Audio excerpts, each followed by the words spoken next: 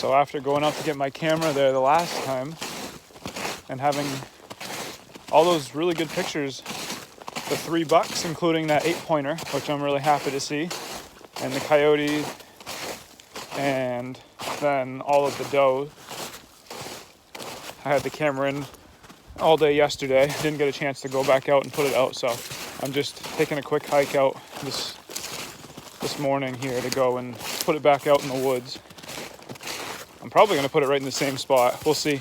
I'm going to look around out there to see if there's any more activity in different spots, and then we'll go from there.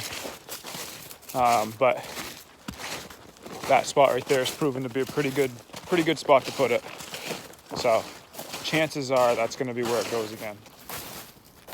It's Christmas Eve today. It's beautiful out right now. It's like 33 degrees, just a little bit of a breeze.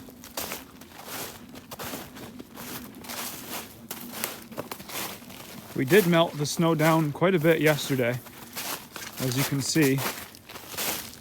There's still some on the ground, but not a lot. Maybe 2 inches or so. Some spots are melted right down to ground, and other spots where it's kind of drifting in a little bit. There's a little bit more, but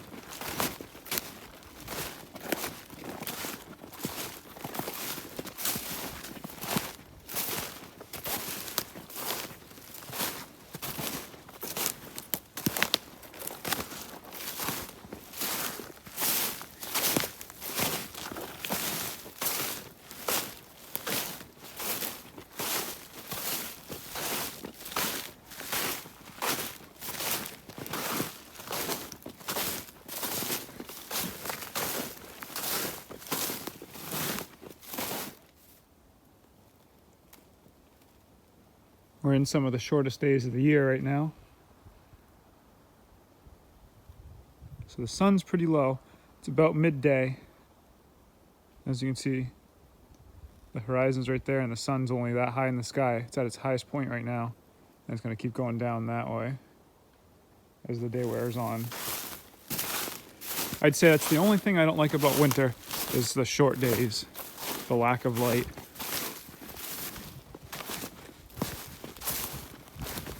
So it's nice to have turned that corner. Winter solstice went by, and now we're going the right direction, tacking on time each day, even though it's pretty minimal for the next month or so. At least we're not losing any more daylight. That's definitely a nice deer track right there. You can see my boot print right here from the other day, from yesterday.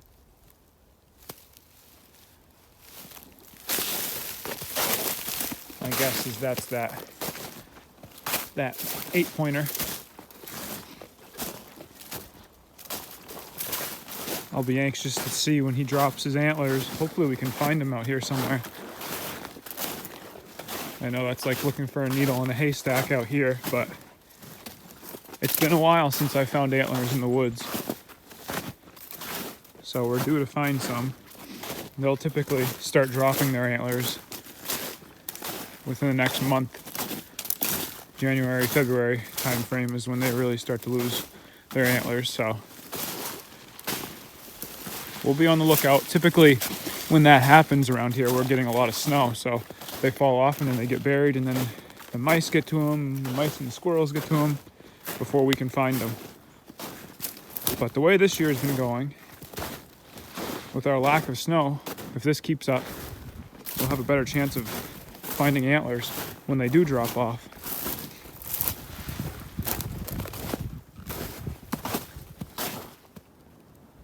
I love all the moss in the woods out here.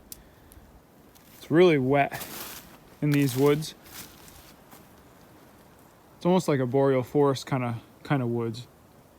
Lots of balsam fir, some eastern hemlock right here. which the porcupines haven't found yet, but they're finding most of them out here.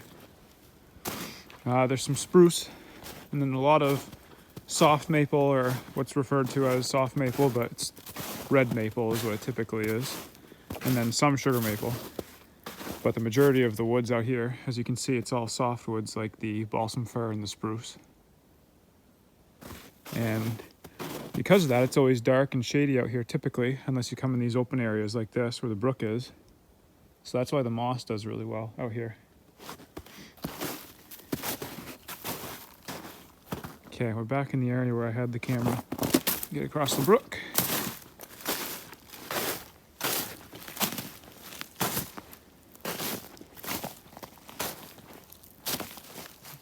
So yeah, I think I'll set it up here again. Put it around this tree, again, facing this way. The brook's right over there. That cedar tree is right there. Seemed like a really good spot. I got those great pictures, so why change it up just yet? I'll try this spot and do a little more hiking around. If I find any better spots, I'll come back and get it, but I'm thinking this is where it's gonna stay for the next week or so.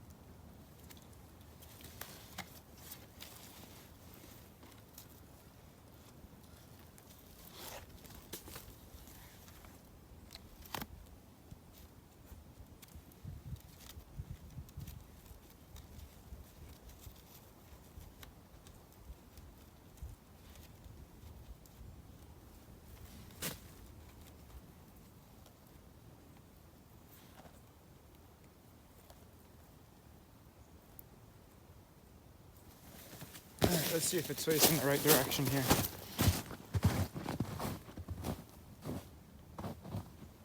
Turn it just a little bit.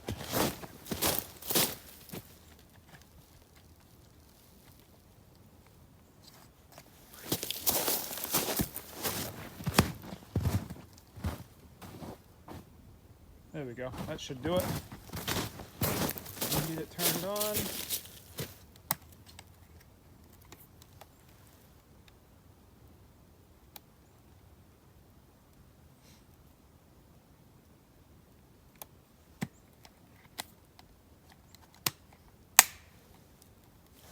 There we go. While I'm out here, I'm just going to do a little bit of hiking around just to see if I can't find any more activity. I thought I just heard something running out behind where I was setting up the game camera out here, so I'm going to be quiet and I'm going to head out that way to see if there was something out there. There's some pretty new tracks right down here in front of me.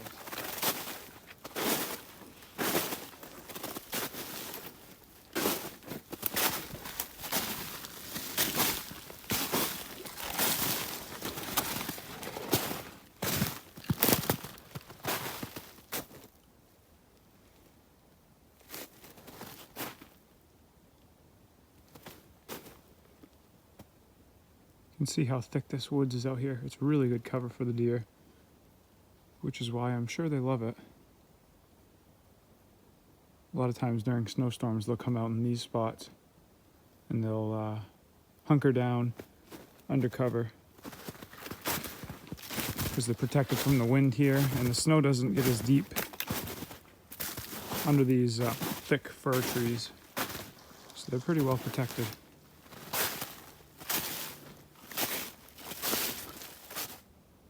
Look at the lichen on that tree.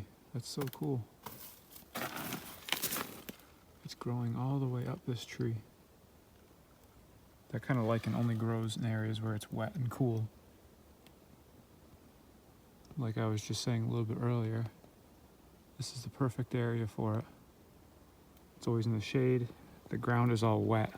I'm walking on frozen water and stuff underneath the snow. It's always wet out here. And then as you can see, like I was saying, there's a lot of balsam fir, so it's always really shaded.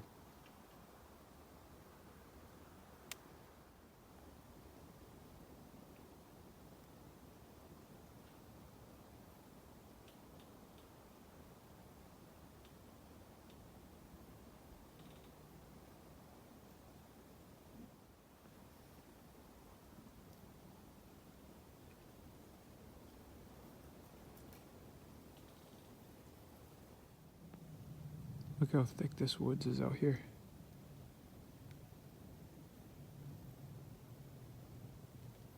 Your only chance of seeing something would be to walk right on top of it or to jump it out.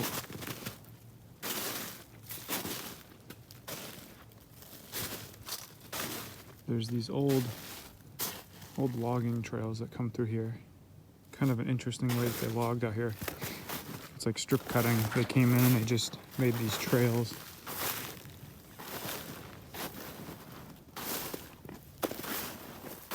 These are the places where the snow gets really deep, typically, because it's open to the sky above. But yeah, it's got all of these fir trees to shade it out, so it never melts.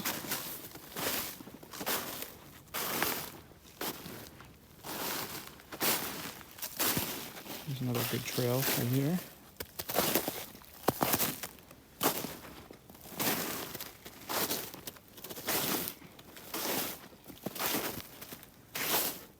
Look at this old, I'd say it's a fuel can. It's got the little spigot there. That's pretty cool. I set it up there on that stump. I just found it sitting on the ground. Huh. Must have been from years and years and years ago when they did some logging out here. That's pretty neat. You can see where I found it. It was sitting right there. These little tracks right here on this trail belong to none other than the Porcupine. They follow these tight little trails. Here's a perfect example of what the porcupines will do to a hemlock tree. There's two of them right here, one back behind this one right here.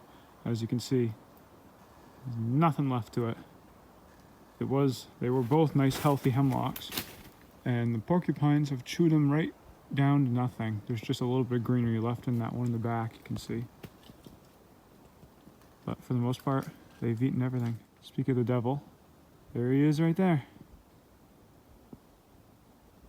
Hanging out, acting like I don't know where he is.